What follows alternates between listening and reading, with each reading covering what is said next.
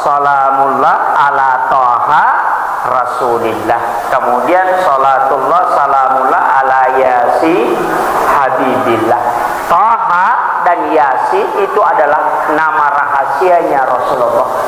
Siapa yang mengucapkan itu dan memberi salam kepada Nabi, maka nurun Muhammad itu akan menjawab salam itu. Itu penjelasan para ulama. Makanya Imamul Ghazali sering membaca kalimat ini, Taha dengan Yasin, sehingga beliau menulis kitab Ihya Ulumuddin itu kurang lebih 200 hadis ilalanna. Tidak dia tulis hadis itu kecuali dia hadapkan kepada Nabi. Pura itanai pokok santrinna muridna. Imamul Ghazali bertanya, saya mendapati banyak hadis di dalam kitab Ihya yang tidak pernah disampaikan oleh ulama sebelumnya. Jadi podangi Imamul Ghazali ko santrin na makadamiga hadde sa uruntu okwilalan na kita Ihya Ulumuddin denang kanara. Hari Senin dilihat matanya warna coklat, hari Selasa warnanya warna biru. Ternyata ada namanya lensa mata. Ini karena model semua di depan ini, tapi yang di dalam ini tidak pernah diperbaiki. Makanya itulah Imam Ghazali mengatakan, ya ko angka taudenan retalung ngeso, maka pasti dia akan mati. Begitu juga orang yang tidak memberi makan kepada ruhnya selama 3 hari, ruh itu pun akan mati. Makanya perlu diisi dengan zikir la ilaha illallah. Dibaca itu.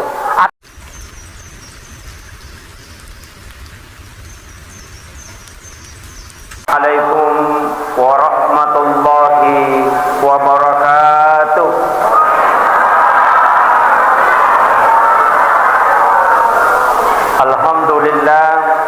Alhamdulillah rabbil alamin. Wassalatu wassalamu ala asyrafil anbiya'i wal mursalin sayyidina wa maulana wa habibina wa syafiina wa ala alihi wa ashabihi wa sahabatihi ajma'in, amma ba'du.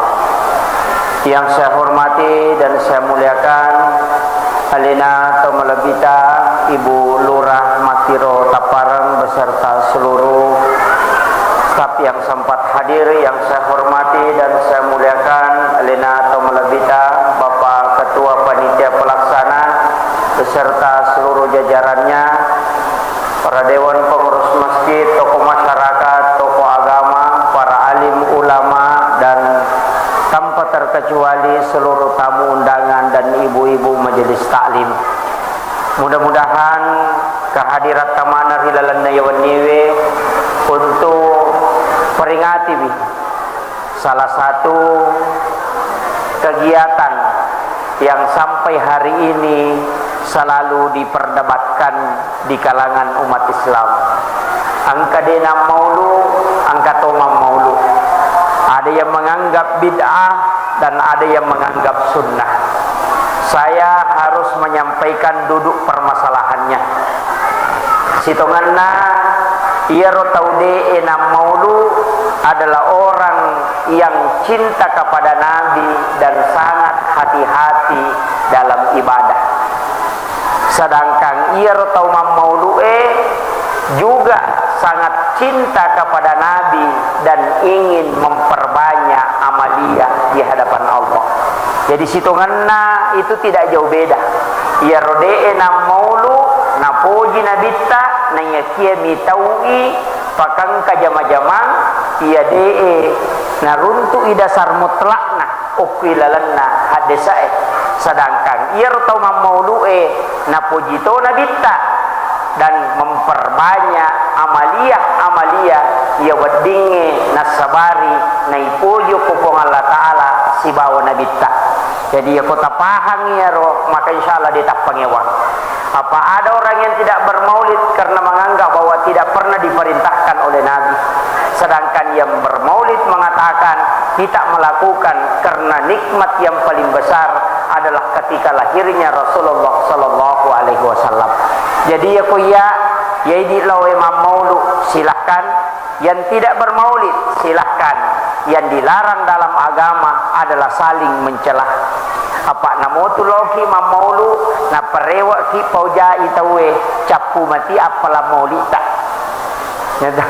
Makanya saya minta mudah-mudahan kita semua menempuh jalan yang terbaik. Nah sebab magai yokilalanna agama tak tidak bisa kita lepas dari perbedaan pendapat. Makanya sementara kita duduk mendengarkan ceramah upasangi, kita sambil bersalawat kepada Nabi. Jadi rukilalanna kita salawat kimat teru sudah tudang mangkalinga ceramah, karena sebenarnya bulan Maulid adalah bulan kita harus memperbanyak salawat. Jadi tapi gawi salawat eloku Nabi tak. Bahkan kita bisa mengucapkan salam langsung kepada Nabi. Betulnya diucapkan salam langsung kepada Nabi, tapi yang kita salami adalah nama rahasianya Rasulullah. Angka kedua asal rahasia Nabi tak. Yang pertama adalah Taha, yang kedua adalah Yasin. Makanya itu di dalam salawat itu ada salatullah salamullah ala Taha Rasulillah, kemudian salatullah salamullah ala Yasin Habibillah. Taha dan Yasin itu adalah nama rahasianya Rasulullah. Siapa yang mengucapkan itu dan memberi salam kepada Nabi, maka nurun Muhammad itu akan menjawab salam itu. Itu penjelasan para ulama. Makanya Imamul Ghazali sering membaca kalimat ini, Taha dengan Yasin, sehingga beliau menulis kitab Ihya Ulumuddin itu kurang lebih 200 hadis ilalanna. Tidak dia tulis hadis itu kecuali dia hadapkan kepada Nabi. Pura itanai pokok santrinna muridna. Imamul Ghazali bertanya, saya mendapati banyak hadis di dalam kitab Ihya yang tidak pernah disampaikan oleh ulama sebelumnya. Jadi podangi Imamul Ghazali ko santrin na makadamiga hadis sa uruntu okwilalan na kita Ihya Ulumuddin denang kanarampe tau pandrita rioloh. Kenapa bisa ada di dalam kitab tahu ini? Aganasang Imamul Ghazali, saya tidak menulis satu hadis pun di dalam kitab Ihya kecuali saya hadapkan kepada Nabi. Nanti Nabi mengatakan, saya yang mengatakan itu, baru saya tulis itu hadis. Berarti kurang lebih 200 kali Imamul Ghazali bermimpi ketemu Nabi ketika dia menulis kitab Ihya Ulumuddin. Makanya sungguh sangat beruntung ketika kita mampu bermimpi ketemu Rasulullah. Tapi ketahuilah, ini penting saya ingatkan, maka dari situnganna Imamul Ghazali adalah salah satu ulama sufi yang punya guru mursyid yang jauh antara kelahirannya dengan kematian mursyidnya. Angkap kudalanna kita na Imamul Ghazali, dia hanya tulis guruku, guruku, guruku, tapi tidak ada namanya. Magina degaga asanna, karena sebenarnya gurunya itu adalah orang yang sudah ratusan tahun wafat, tapi Imam Ghazali masih bisa belajar sama orang yang telah wafat itu. Ia natu masukna pasarna guru ta Profesor Dr. Nasaruddin Umar, maka daya kung katau pandrita tau tu minon roi mak guru, maka dia belum ulama. Ia panayasa tau pandrita nareko oki tau matewe mak guru. Artinya orang yang sudah wafat dia bisa tanya. Itulah sehingga Imamul Ghazali banyak pendapat-pendapat dia tahu, tapi itu dia dapatkan dari orang yang sudah 100 tahun wafat sebelum Imamul Ghazali lahir. Ia natu ampai Pak Bu, kita diminta datang menziarahi makamnya para ulama kita. Guru tasada. Di sini ada tuh seorang, ya. Ini salah satu ulama gurunya Wali Songo berada di Kabupaten Wajo, dan banyak orang tidak tahu itu.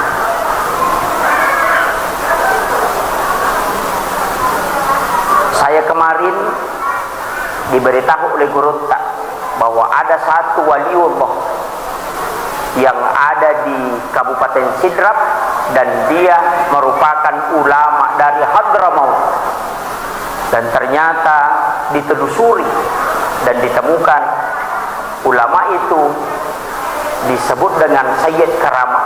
Ternyata bisa komunikasi dengan orang yang sudah wafat. Salah satu ulama kita di Sulawesi Selatan ini ada yang sudah mampu komunikasi dengan orang yang sudah wafat, sehingga dia komunikasi batin dan dia memberitahu cucuku ada di sini, dan dia cari makamnya dan ternyata ketemu.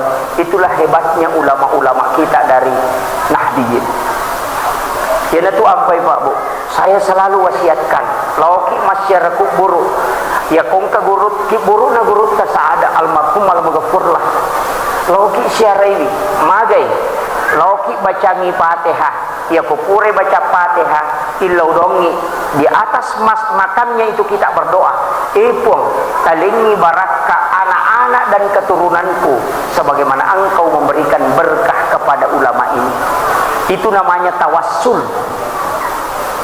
Dia sengeng bertawassul tomillau dongo kupuang Allah Ta'ala supaya ya lengi nikmat yang sama sebagaimana yang diberikan kepada ulama. Jadi dia tu ampai kong katau pandrita mate na tolos syareki burukna, yang dilakukan adalah usahakan kita bacakan Fatihah, ya kupure baca Fatihah, kita doakan, kemudian kita berdoa kepada Allah. Ibu talengi baraka anak-anak dan keturunanku, aja tak ada anakku.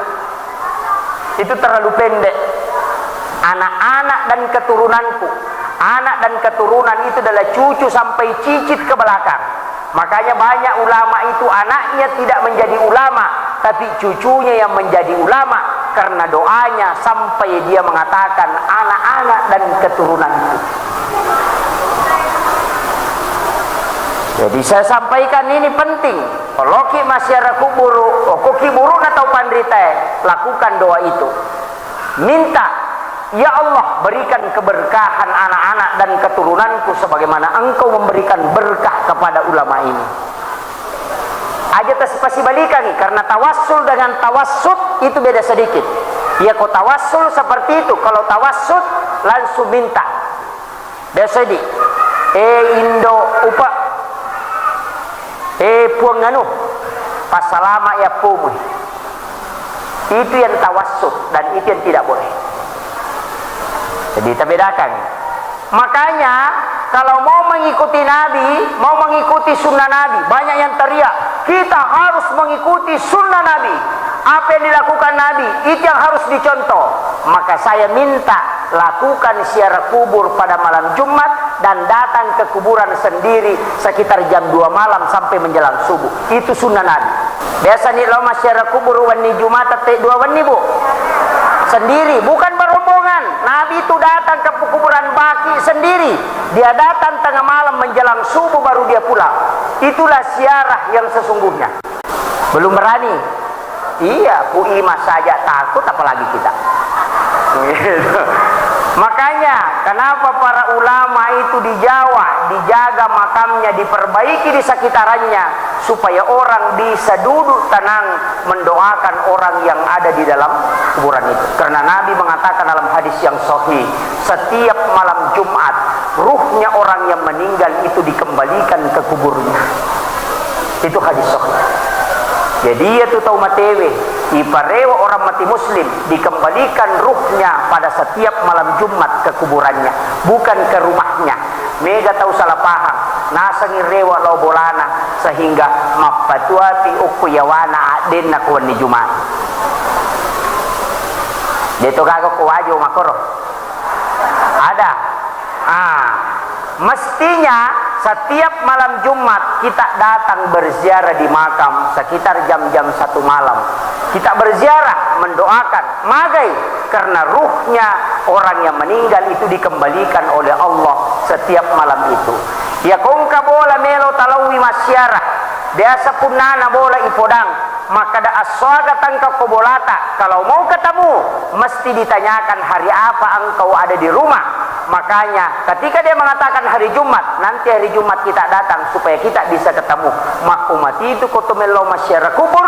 Kalau ingin ketemu ruhnya orang yang meninggal, maka lakukanlah pada malam Jumat. Itulah sehingga Nabi diminta berziarah pada malam Jumat. Kepahan nih, persoalannya dimengerti, tapi melakukannya itu yang persoalan kedua. Makanya saya wasiatkan kembali, upasangi, seandainya doa sudah cukup kepada orang yang meninggal, dikenek gena ipak dongangin lokoto matewe, maka Nabi tidak usah diminta menziarahi kuburan. Nah sebab magai, kurang apa doanya Nabi? Kurang apa? Doanya mustajabah. Ketika dia di rumahnya meminta, pasti Allah mengijabah. Tapi dia diminta datang ke kuburan. Kenapa? Karena itu salah satu sunnah yang dinampakkan oleh Rasulullah. Jadi ya kau nggak tahu deh panaule lo masyarakat kubur tangga bani, maka dia termasuk belum sempurna mengikuti sunnah Nabi. Eopui di kong katalogi buru tangga bani. Biasa kita lo maporkas jadi nomor. Ini yang jadi masalah. Kenapa? Sebenarnya itu yang hilang kita di umat Islam, khususnya di Sulawesi Selatan. Itu yang hilang. Saya beberapa hari yang lalu mendatangi makam Pangeran Diponegoro, juga mendatangi makam Syekh Yusuf Al-Makassari dan Datuk Ribandang yang ada di Makassar, dan beberapa makam-makam para ulama. Dan ternyata yang paling enak memang berziarah adalah di malam hari. Makanya mereka tahu Pandrita Narekomate dia dimakamkan di samping pondoknya, di masjid dekat pondoknya. Kenapa? Supaya orang mudah menziarahinya. Makanya mestinya di Kabupaten Wajo ini pemerintah harus bergerak untuk membeli satu tanah, dia simpan khusus untuk pemakaman para ulama. Jangan sampai ulama kita dicampur dengan orang biasa di pemakamannya. Mestinya dibikinkan makam khusus untuk ulama-ulama kita. Ketika wafat dimasukkan ke sana sehingga orang mudah menziarahi ulama kita. Kenapa? Karena sesungguhnya para wali-wali Allah itu tidak mati di sisi Allah, dia selalu hidup. Itulah sehingga kita masih membutuhkan pertolongan dari Allah, juga berkahnya para alim ulama muazziz kita yang telah wafat. Itu yang diajarkan oleh Nabi. Ya kalau kita okoro masyarakat banyak berziarah ke kubur, maka pasti dia tidak terlalu cinta dunia karena lebih banyak mengingat kematian. Itulah yang dilakukan oleh Nabi. Magi umat Nabi tamakokona menjadi banyak masalah karena mereka lebih banyak mengejar dunia, tapi dia lupa dengan kematian. Sibuk memperbaiki semua, alis dicetak sedemikian rupa. Kalau mau ke pengantin matanya bisa warna biru, besoknya warna kuning.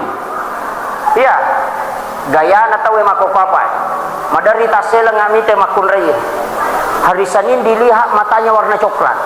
Hari Selasa warnanya warna biru. Ternyata ada namanya lensa mata. Ini karena model semua di depan ini, tapi yang di dalam ini tidak pernah diperbaiki. Makanya itulah Imam Ghazali mengatakan, ya ko angka tahu denanre telung ngeso, maka pasti dia akan mati. Begitu juga orang yang tidak memberi makan kepada ruhnya selama 3 hari, ruh itu pun akan mati. Makanya perlu diisi dengan zikir la ilaha illallah, dibaca itu, atau salawat kepada Nabi. Zikir yang paling simpel itu salawat, tidak butuh ijazah. Allahumma salli ala Muhammad wa ala Muhammad, atau Allahumma salli ala Sayyidina Muhammad wa ala ali Sayyidina Muhammad. Kalau mau ambil salawat yang paling sempurna, tahiyat akhir, Allahumma salli ala Muhammad wa ala Muhammad kama sallaita ala Ibrahim wa ala Ibrahim. Itu sampai fil alamin innaka Hamidun Majid. Itulah salawat yang paling sempurna. Di dalam salah satu kitab dijelaskan, siapa yang membaca mendawamkan 7 kali Ini angka 7 perlu juga kita tahu. Saya sering, ini pribadi Bu, saya pernah ngaji sama guru Tekeh Halik Hasan. Saya itu kalau bawa uang, kalau bukan 700.000, biasa 70.000. Ya, jadi biasa itu kalau saya bawa uang, kalau jalan, kalau bukan 700.000, biasa 70.000. Saya selalu berusaha untuk mengambil angka 7 itu. Makanya orang angka tema nakka panitiata, saya tidak terlalu mau membahas panjang lebar. Yang jelasnya Nabi luar biasa. Nah sebab magai dia hidup di lingkungan yang rusak, tapi dia tidak terpengaruh. Coba ya kongka anak tak macule si bawa Pak Goli pemain kaleren dua ngaso mi mak goli boto goli di kogan naik talu ngaso ya kongka anak tak makoko manu talu ngaso mi makoko manu mapak dite ni talu ngaso mapak dite boto ni talu ngaso boto minau ni manu. Kenapa? Itu karena pengaruh. Tapi Nabi itu tidak. Kenapa Nabi tidak terpengaruh? Karena ternyata bibitnya yang bagus. Ambokna Nabi ta'arwane matandre siri nama kelempu. Indokna Nabi ta makunrei matandre siri dan juga sangat mulia sehingga si runtu yarone melempue si ba makunrei matandre sirie sehingga anaknya lahir Muhammad adalah orang yang sangat mulia. Magai nasabak bibitnya mematto makanja. Tapi kita coba digarek balik ya. Arwane kunru. Kalau silasi. Siala makunrei gimpe. Toto ko madece ni anak-anak. Makumani batek dogi dena melo madece. Itulah sehingga narekomelo ki mak baine di arwanewe aja na cantik na tita karena kecantikan bisa dimodel tapi iman dan hati itu susah.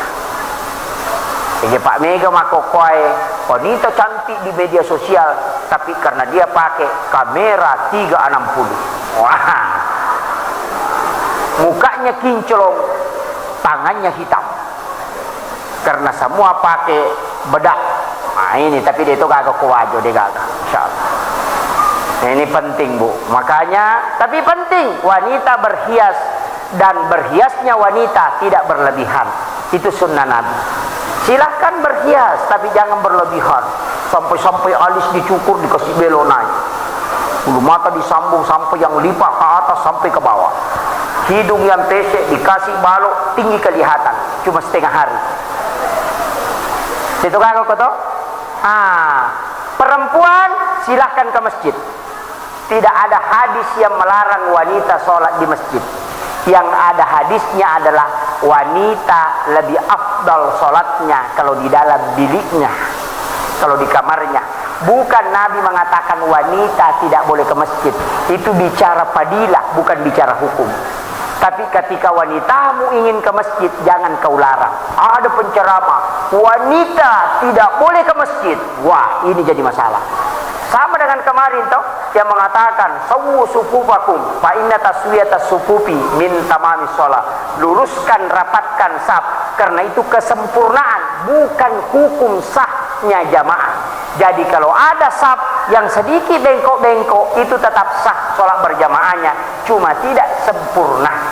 Makanya kemarin ada yang rapatkan kaki itu 8 bulan yang lalu sampai kakinya tarik-tarik begini. Ya, ke Allahu Akbar. Ada, sekarang hilang karena takut corona. Mulai jauh. Jaraknya sampai 2 meter yang dibolehkan dalam agama. 4 hasta itu fikih. Boleh 4 hasta. Jaraknya 4 hasta itu adalah 1 hasta 50 cm berarti 2 meter. Kalau 1 keramik itu sudah aman. Ya? Ya, makanya tetap datang berjamaah di masjid. Sekarang kan ada, tidak boleh ke masjid, azan tidak boleh. Itu munafik. Silakan azan. Di sini ada masjid yang ditutup, panitianya libur. Kenapa? Katanya kalau kita azan ada yang datang. Saya bilang gampang. kau kunci masjid, baru azan di dalam. Kalau datang, usir, pulang. Informasikan. Kenapa? Ya kong ka masigi denon rite mas sampaja cidiwetu si di kampo tau madosa, dan ini yang banyak. Hanya hati-hati. Apalagi masjid begini luasnya tidak ditempati sholat. Wah, ini yang jadi masalah. Silakan jaga jarak ke belakang seperti di Saudi. Cuma saya minta yang pakai masker, kalau pakai mazhab Syafi'i, tarik ke bawah hidung, simpan di sini kalau sujud. Kalau nanti berdiri, tarik lagi ke atas. Tapi kalau sujud, tarik ke bawah. Songkok juga ini tidak boleh begini. Kalau sujud bagi laki-laki harus ditarik naik begini supaya dia tidak menghalangi jidat ketika sujud. Nah, sebab fungsinya songkoe bukan pakaian sholat, hanya dipakai sholat karena bisa menghalangi rambut. Karena yang tidak boleh ketika ada rambut yang turun di jidat ketika kita sujud, dipasangi songkok supaya dena no udoe. Makanya ini tau gondoloe namo dita songkok. Ya toh? Makanya orang Arab banyak yang gundul. Kenapa? Karena dia tidak pakai songkok lagi, karena lebih aman. Ya kung kamakada sunnah hukumnya pakai songkok. Itu hadisnya penjual songkok, ternyata hadisan Nabi ta. Ini penting ditahu. Ini penting. Tapi kalau perempuan, hati-hati. Satu lembar rambutnya kelihatan ke depan atau naik seperti antena di atas begini, maka batal sholatnya. Kenapa? Karena rambut wanita adalah aurat, dan kapan kelihatan berarti auratnya terbuka, dan syarat sahnya sholat adalah menutup aurat. Makanya hati-hati. Kesal siapa nama kunreye yang ada renda-rendanya di sini, yang harga 4 juta.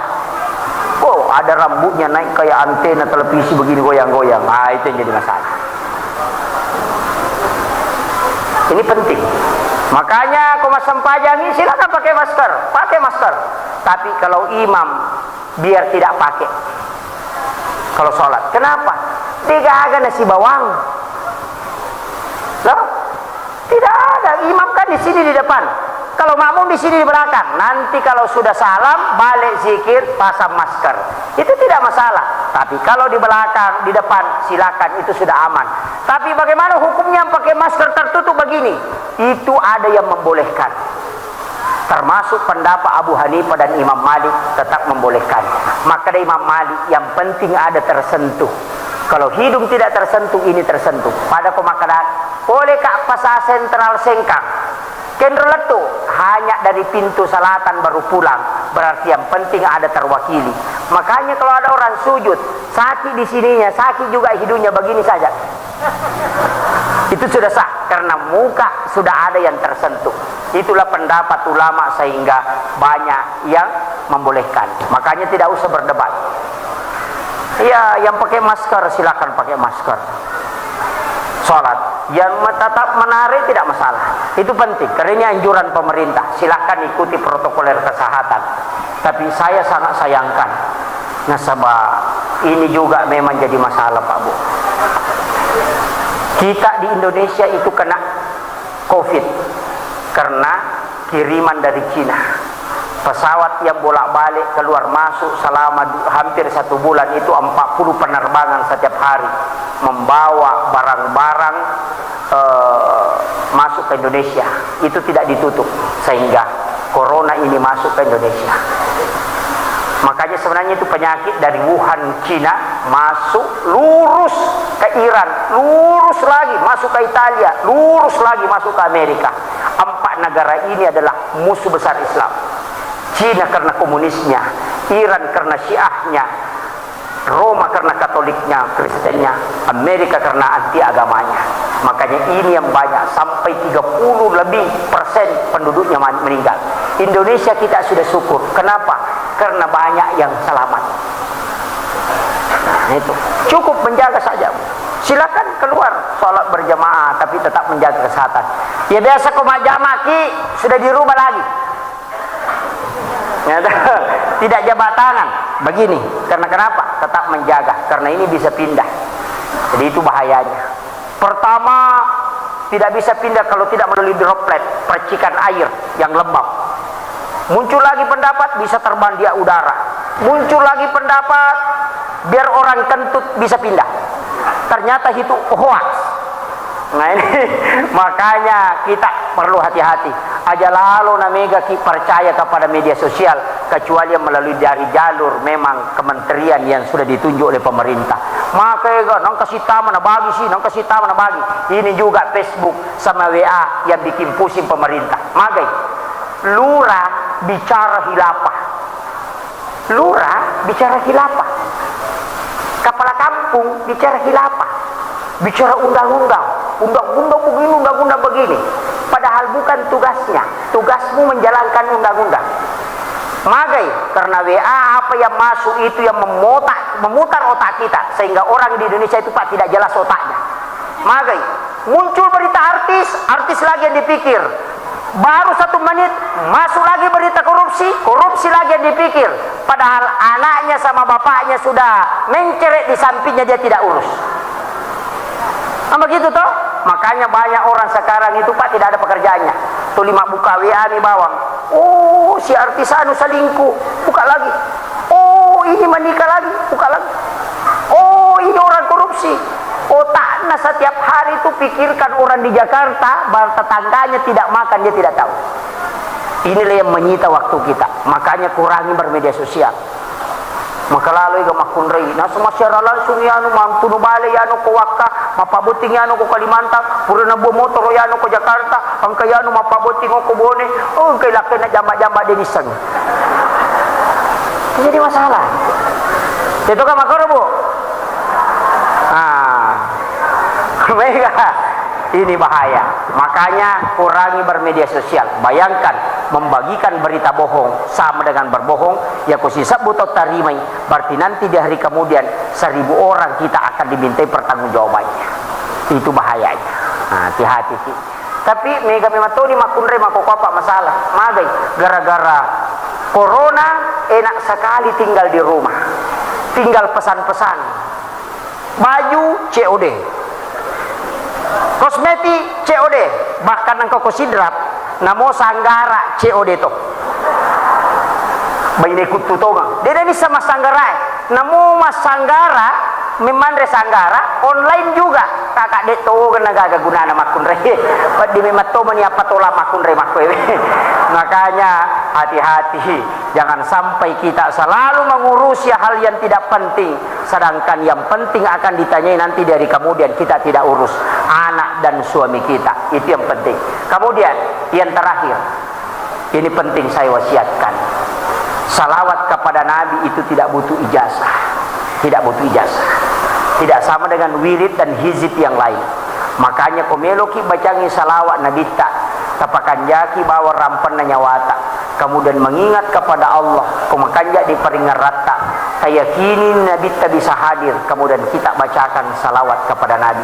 Bisa kita ucapkan assalamu alaika ya Nabi Allah, assalamu alaika ya Rasulullah, assalamu alaika ya Habiballah sebelum kita membaca salawat. Atau bisa membaca inna allaha malaikatahu yusalluna ala nabi ya ayyuhalladzina amanu sallu alaihi wa sallimu taslima. Sedapat mungkin kita baca salawat ibu akasiratu setiap selesai sholat fardu. Angka salawat makanjala da untuk pakanjaki mata batenge. Salawat apa itu? Sallallahu ala Muhammad, sallallahu ala Muhammad. Itu salawat fi'il madi. Kenapa fi'il madi? Nasabawat tuna de panajaji wa takkalimal lahiranna nabita masalawat memang ni malaikat. Apa yang dibaca? Itulah sallallahu ala Muhammad. Sehingga ulama mengatakan kesimpulannya sallallahu ala Muhammad adalah merupakan salawat nurun Muhammad. Tapahan. Jadi ya komelo ki pakanjaki nurnya Rasulullah yang ada dalam diri kita yang dikenal dengan rahasia dalam tasawuf, maka perbanyak membaca sallallahu ala Muhammad. Ya komacandring ilakaita tapengkalatu okoy. Salingku ilakaita langsung ada di sini.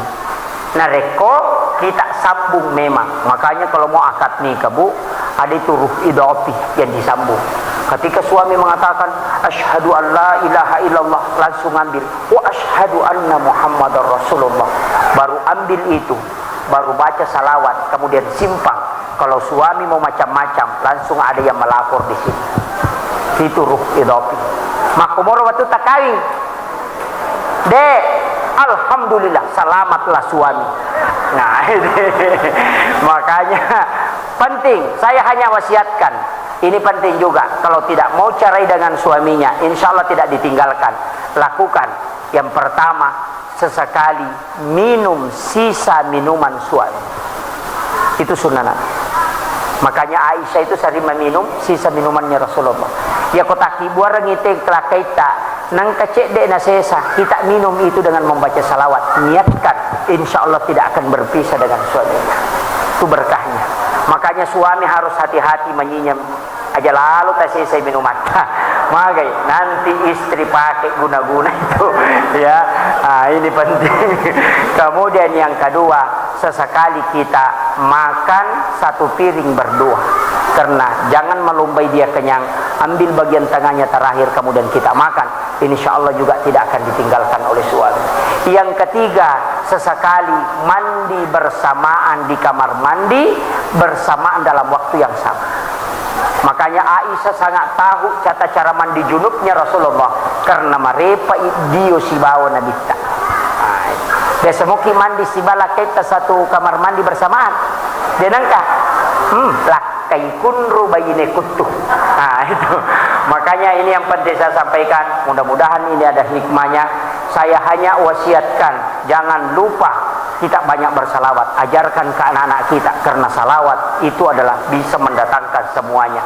Rezeki bisa datang, bisa sembuh penyakit, bisa lepas masalah kalau salawat kita sudah lakukan. Ada seorang manusia biasa, bukan ulama, orang biasa, tapi dia membaca salawat 30.000 kali sehari semalam, dan dia setiap malam mimpi ketemu Rasulullah. Itu salah satu kecintaan. Kalau kita baca salawat, Nabi bisa datang. Tapi saya sampaikan Pak Imam yang di masjid ini, kalau mau tidak meninggal kecuali ketemu dengan Rasulullah, maka saya minta lewat dari pintu jalur imam, jangan lewat dari pintu depan. Seorang imam yang lewat dari pintu imam, kemudian tidak pernah sholat sunnah di dalam masjid, selalu sholat di sana, karena itulah rumahnya imam, maka dia tidak mati kecuali dia ketemu Rasulullah. Itu janjinya para ulama. Maka itu yang kadang orang tidak tahu. Tapi mega imam lewat dari sini, lalanna makmuna nola tama, sehingga biasa tasaka bacana. Ya kongka ima dena tasaka bacana, itu pintunya di sini. Insya Allah bacaannya bagus. Itu penting. Magai, karena itu rahasianya para ulama sufi. Kemudian mihrabnya tidak boleh dia bicara dunia. Dia nawat di bicara lino okoron-ron mancajimang. Kenapa? Supaya doanya mustajabah, karena mihrab itu tembus ke aras. Dia itu ampai imangi, tidak boleh dia bicara dunia. Pemelu mak bicara mesti bergeser.